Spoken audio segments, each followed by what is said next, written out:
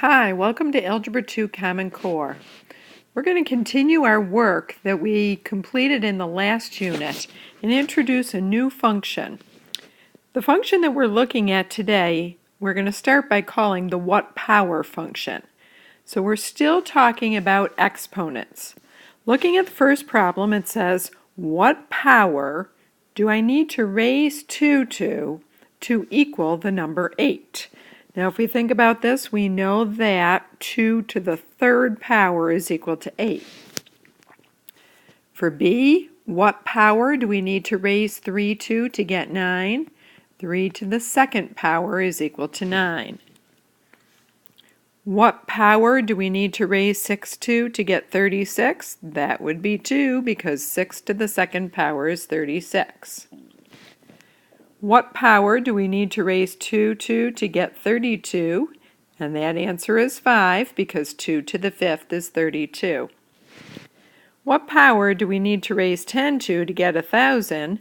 10 to the third power is 1,000. What power do we need to raise 10 to get 1 million? 10 to the sixth is equal to 1 million. Take a minute and try the last 6 problems and then come back and check your answers. Look at your answers for each of the what powers. You'll notice that sometimes it does get a little bit complicated when I'm trying to find, in this case of J, a square root but then change it over to a fraction. So the square root means that I'm going to have an exponent that's a 1/2, it has to be a fraction. And because I'm getting an answer that's the reciprocal, I'm going to use a negative in my answer as well. Now, this what power function actually has a name in math. The actual name of this function that we've been using is called the logarithm. The logarithm of a number is just the exponent to which another number, the base, must be raised to produce that number. Pause the video for a minute so that you can write down that definition.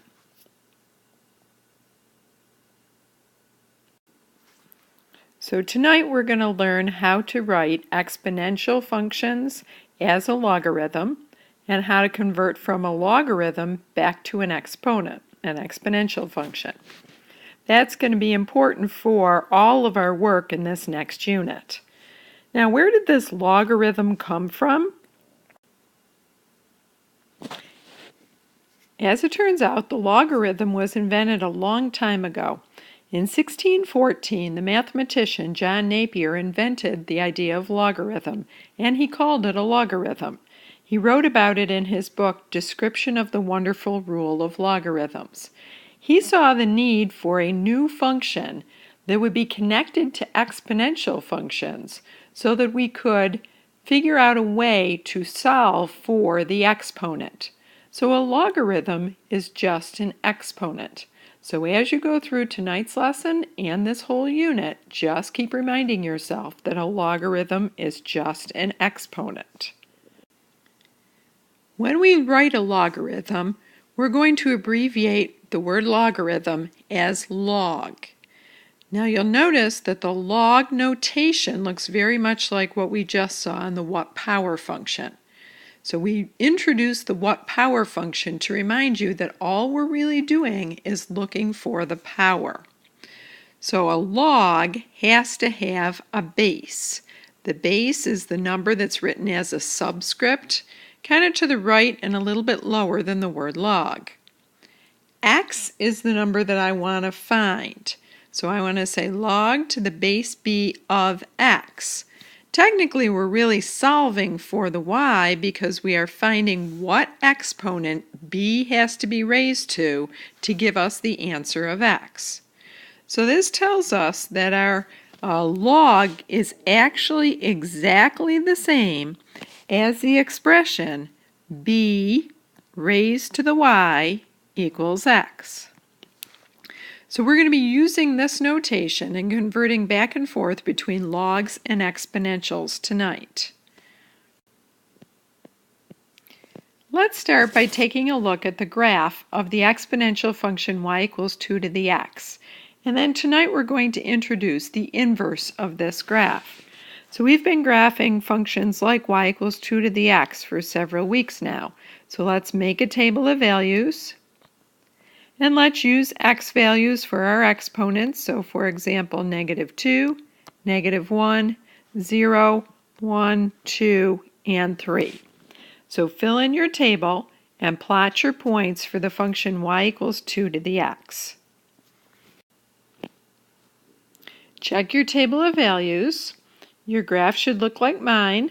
And of course, we notice that this graph is a graph of exponential growth because the base 2 is bigger than 1. Now tonight we'd like to introduce the inverse of this function. So let's think back to when we did inverses back a couple units ago.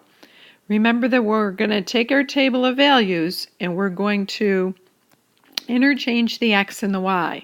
So where x was -2 and y is 1/4, x is now going to be 1/4 and y is going to be -2. So take a minute and reverse those coordinates and then plot the new points. Taking a look at my table of values and the blue graph that I've created, notice that this is now the inverse of the function y equals 2 to the x. Now what we'd like to do is come up with a name for this inverse. So we're going to take a look at how we algebraically write down this inverse function. So to make the equation of the inverse function, we're going to go back to our original function, y equals 2 to the x.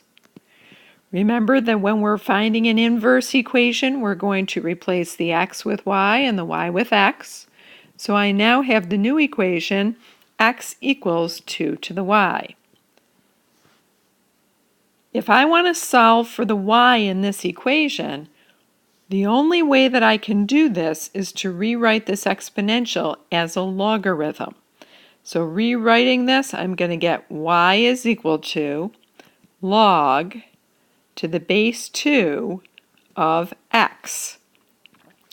So these two equations that I've just written, x equals 2 to the y and y equals log to the base 2 of x, are equivalent to each other. So let's write that down as a definition. Our definition is y equals log to the base b of x, so I'm going to use any base, not just a base of 2, means exactly the same thing as b to the y is equal to x. So again, just keep reminding yourself that the answer for a log is just the exponent that b has to be raised to equal the number x. I sometimes like to write this with arrows, so I can say b gets raised to the y, and the answer has to equal x.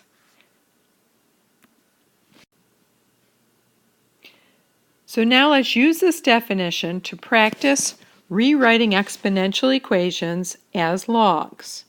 So I'm going to say this is going to be equivalent to log. You'll notice that the base of the exponential was 3, so the base of the log is 3 as well.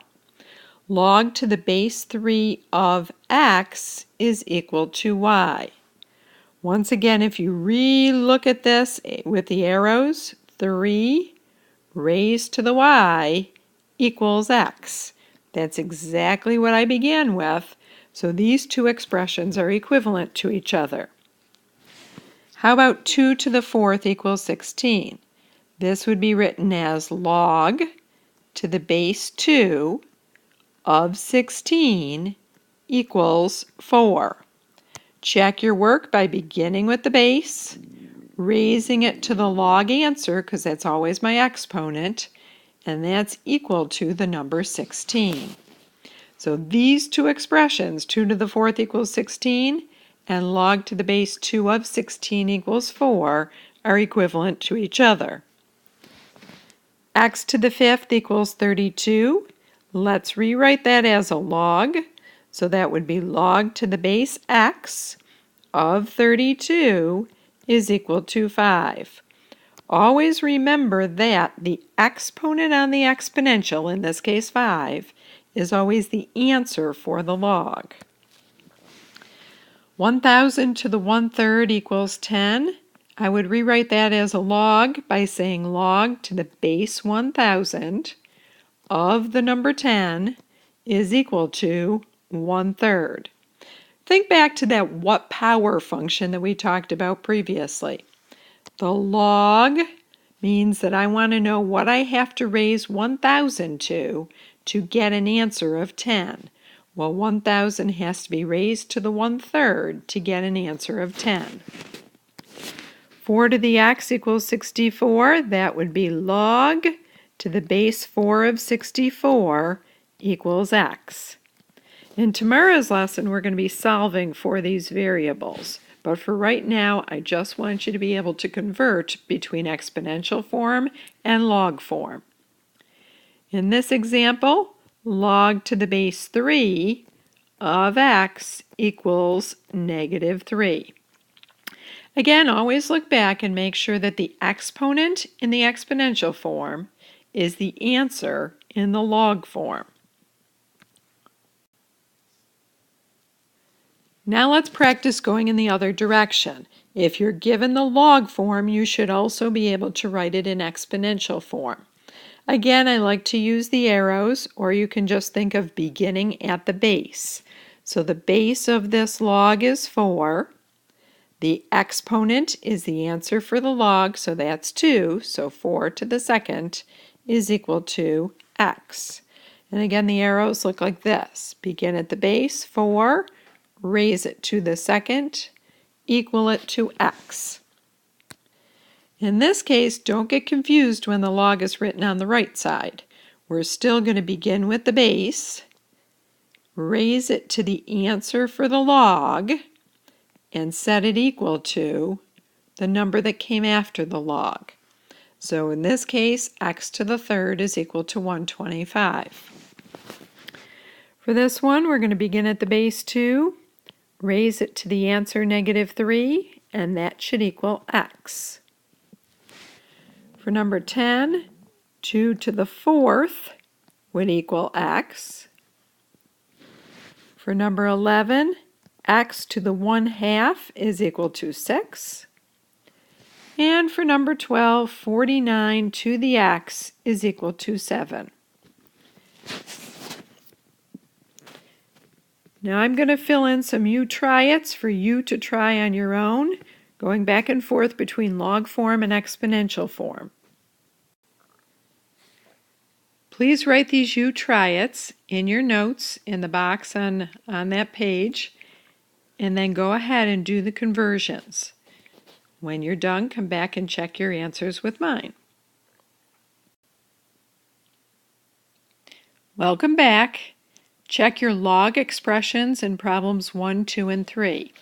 Make sure you've written the base as a smaller subscript to the right and a little bit below the word log. Make sure each exponent in the original exponential form is the answer for your log. In 4, 5, and 6, make sure that you have converted from a log over to an exponential. Remember that the answer for the log is the exponent on the base. If you have any questions, please come and see me in the morning. We'll practice some more of these in class, so it's going to be important for us to be able to convert back and forth between log form and exponential form. Have a great night, and we'll see you tomorrow.